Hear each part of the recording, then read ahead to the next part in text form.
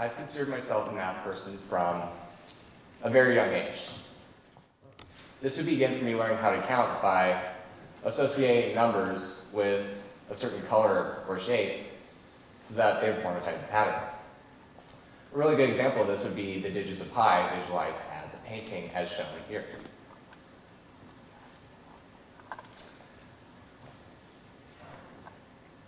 This particular artistic interpretation of pi was created by Daniel Tammen, an English writer, mathematician, and all-around brainiac.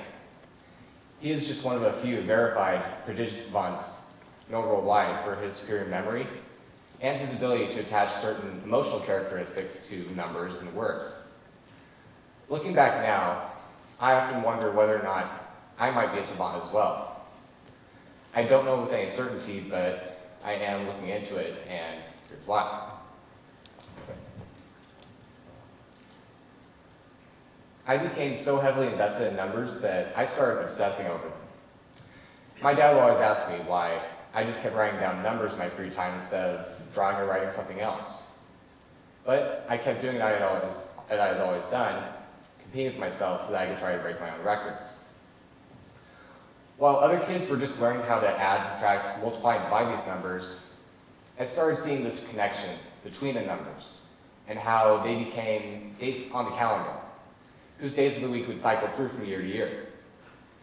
Now, granted, as a 6-year-old, I really only used this to find out when chicken nuggets were going to be served again from the cafeteria, but I found the idea of it really interesting, and I used it to find out when school was going to start and end next year, or when holidays during that time would be. As my mathematical abilities continued to develop, I thought about this newfound skill often. I would share it with my friends and my classmates, and they'd be fascinated with it instantaneously. Eventually, my teachers caught wind of it, and suddenly they were now asking me what day of the week they were born. And I was able to tell them, after a moment or two, the day of the week of their birth without fail. Then one fateful day, July 10th, 2008, a Thursday. My mother tells my physician about this mathematical discovery I had made, and so my physician asked me, March 6, 1955. I must have sat there in the room with her for about 2 minutes before I finally said, Sunday. But then, out of nowhere, I started crying.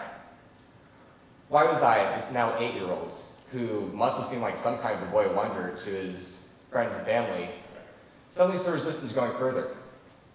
It's because I felt like people were taking advantage of me for being able to discover something like this at such a young age, and that they wanted to show me off like they were jealous. I was becoming a human calculator for all these dates, and it seemed like everybody was, pushing my buttons. And now with everybody quizzing my dates, it gave me reason to suspect that the only reason anybody would ever care about me was to treat me like some kind of a toy. At least, that's what I thought at the time.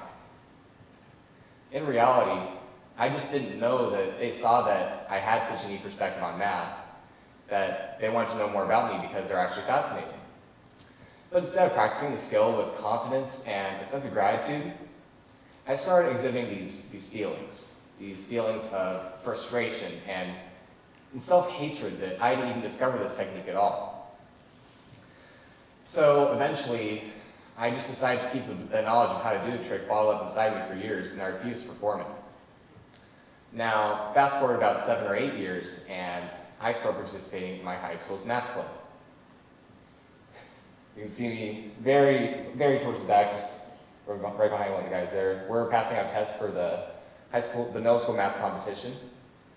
And here's me very diligently grading the test under the instruction of my math teacher. After a series of conversations with my parents about being more active and finding your place in high school, I decided to really look into that and find some more activities that would either interest me or that suit my work ethic in some way.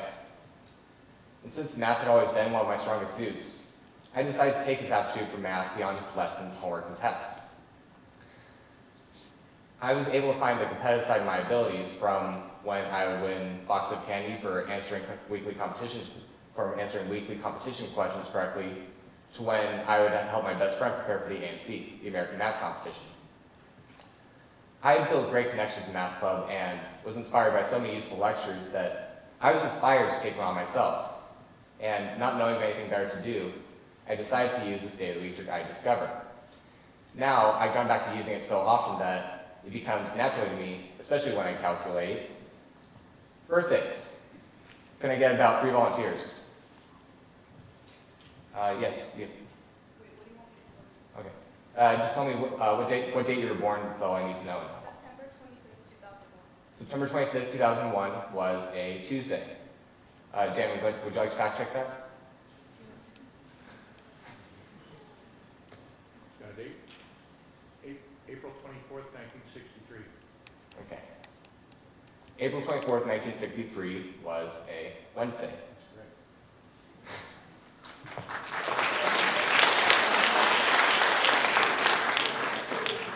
Yes, you project. June 1st, 2001 was a Friday. First was a Tuesday? Okay. Well, for the first one. And yours was June 1st, 2001, you said? June 1st, 2001? Yeah. Okay. Jan, is that correct? Well, you know what day you're born?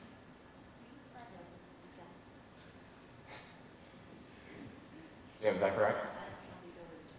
Okay. But we're trusting you. You know you're right.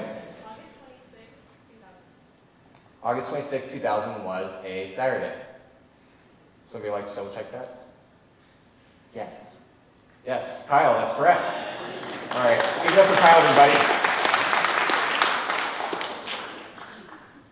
Now, let's try something a little bit harder.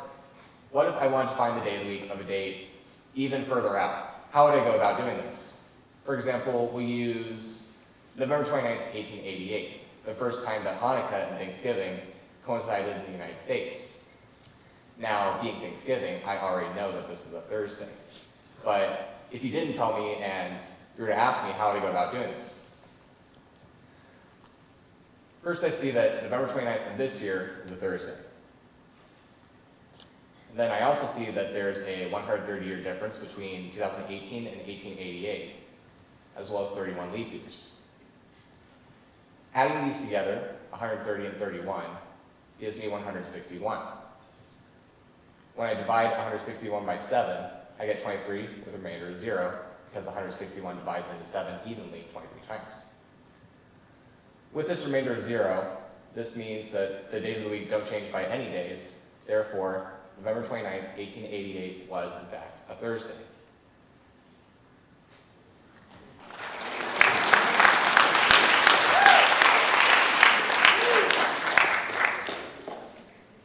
Some of you out there might be thinking, what just happened? And that's okay, I would have done the same thing.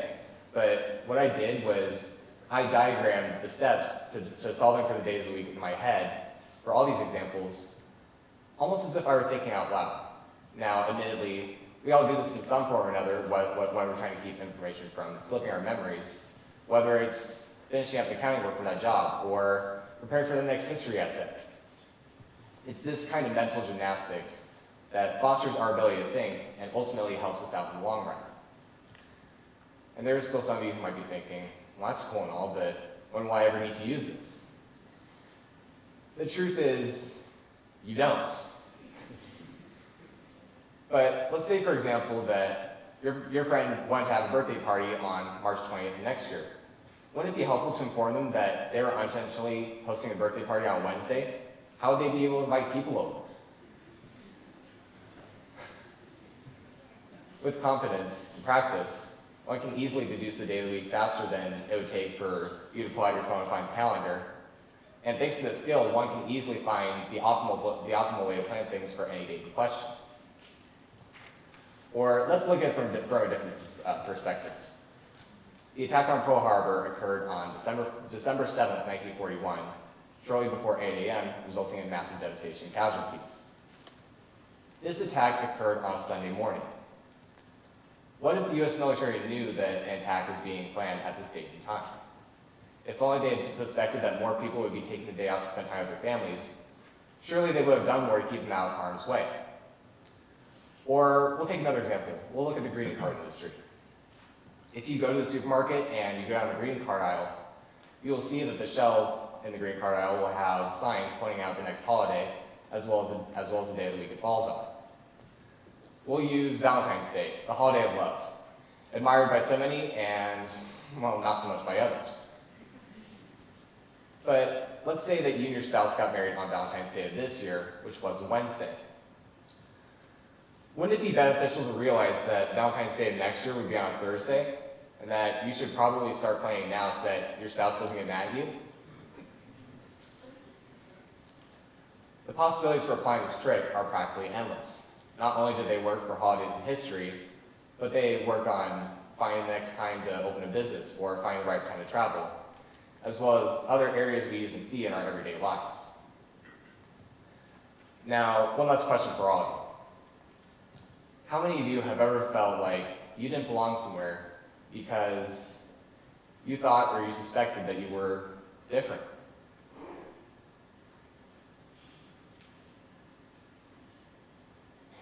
I can see that's a lot of you. I had that feeling. All my life, I've been told that this gift was something to be proud of and not something to be ashamed of. But at times, I've also seen it as a curse. Because I think the way I do, I've had a lot of trouble connecting with my peers over the years, especially in middle and high school, because their minds seem to be on things that everybody else understood. And this has created a lot of heartache for me, as not only have I seen myself as generally being out of touch with the typical adolescent crowd, but I've also become far more selective of who I make friends with. I may never know how or why I came to be the way I am, and I know that I can't change it, but I do try to see the good in it and make the most of it wherever possible. A world without intelligent role models would be especially problematic, because this leads us to have blind faith in someone who can't think critically or in a constructive way. People who have unique abilities like a super complex photographic memory or the ability to solve complex math problems in the blink of an eye shouldn't be seen as uncool or unfit because they don't follow the crowd. As a matter of fact, the opposite should be true. It's because they don't follow the crowd that they should be regarded as leaders, as innovators, as pioneers. These are the trendsetters who will drive society forward because they know how society behaves and how it can be controlled. Prejudice is the enemy of progress, and ultimately we have to overcome it in order for the society that we all share to be one of fulfillment, of creativity, of nonstop curiosity. So, if you have a rare or unique ability, athletic, artistic, whatever it is, share it. You never know who's going to thank you for it.